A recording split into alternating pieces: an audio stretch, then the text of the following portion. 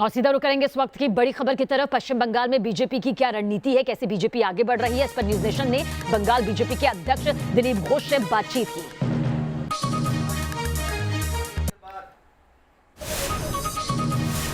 जैसे जैसे भारतीय जनता पार्टी अपने प्रचार अभियान को आक्रामक करती जा रही है, टीएमसी की दिक्कतें बढ़ती जा रही हैं और पूरे कैंपेन को लीड कर रहे हैं दिलीप घोष जी। दिलीप जी, कल आपने रैली में अचानक टीएमसी को ये क्यों कह दिया कि ये कोविड-19 से भी ज़्यादा खतरनाक है? क्या वजह है इसके पीछे? नहीं, देखिए, मुझे लगता है कि बंगाल में जितने लोग कोविड-19 का संक्रमण से मारे गए हैं, उससे ज़्यादा टीएमसी का गुंडों के आक्रमण से मारे गए हैं। आज भी जारी है। दुर्गा पूजा हमारा सबसे बड़ा फेस्टिवल है, उस समय भी 5-7 लोगों की हत्या हुई है। लॉकडाउन चलते समय भी यहाँ राजनीतिक हत्या हुई है और आज तो चरम पर है।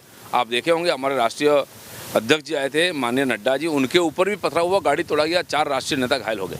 इसलिए मैंने बोल रहा हूँ कि ये कोरोना भी जाना चाहिए और टीएमसी भी जाना चाहिए, लेकिन कोरोना कब जाएगा हमारे हाथ में नहीं है। बड़े बड़े लोग उसमें सोच रहे हैं, उनके हाथ में छोड़ दिए हैं, लेकिन टीएमसी कब जाएगा वो हमारे हाथ में है और अगले मई तक टीएमसी का अंतिम समय है। दिलीप दा, टीएमसी और उनके बड़े नेता आप पे आरोप लगा रहे हैं कि ऐसे ही आप बढ़ चढ़ के बयान दे रहे हैं और आपको मानसिक रूप से इलाज की भी ज़रूरत है, ये तक भी उन्होंने कह दिया।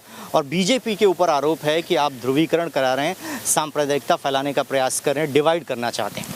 देखिए, ये बात पुराना हो चुका है। देश के लोग हमको स्वीकार किया है।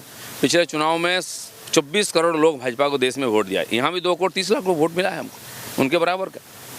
और किसका मानसिक विकृति हुई है ये तो मई का बाद पता चलेगा। उन्होंने खुद जेल को साफ कर रहे हैं और हॉस्पिटल को ठीक कर रहे हैं, ये सब उनके काम आएंगे। आखिरी सवाल सर, ममता दी जिस तरीके से माइनॉरिटी वोट बैंक को अपनी तरफ लाने के लिए उनको पैसे दे रही हैं, इसको कैसे देखते हैं आप कि एक वर्ग को ही ज़्यादा ध्यान दिया जा रहा है? देखिए, यहाँ माइनॉरिटी अपीसमेंट चरम पर है। देश की विभाजन के पहले से हुआ, उसका कारण है कि देश का विभाजन हुआ और उसी रास्ता से कांग्रेस चल के आया, फिर सीपीएम, अब टीएमसी उसी रास्ता में चल रहा है। इसके कारण समाज में ये अशांति फैल रहा है। केवल सांप्रदायिक दंगा बंगाल में ही होता है। कलिया चक, धुलागढ़, बसीरहाट, बादोड़िया, आसनसोल, रानीगंज, पिछले 4-5 साल में सब जगह हुआ है। देश में कहीं सांप्रदायिक दंगा नहीं, ऐसा तक कि कश्मीर में शांत है। तो इसीलिए ममता की वो जो सांप्रदायिक तोषण की राजनीति आज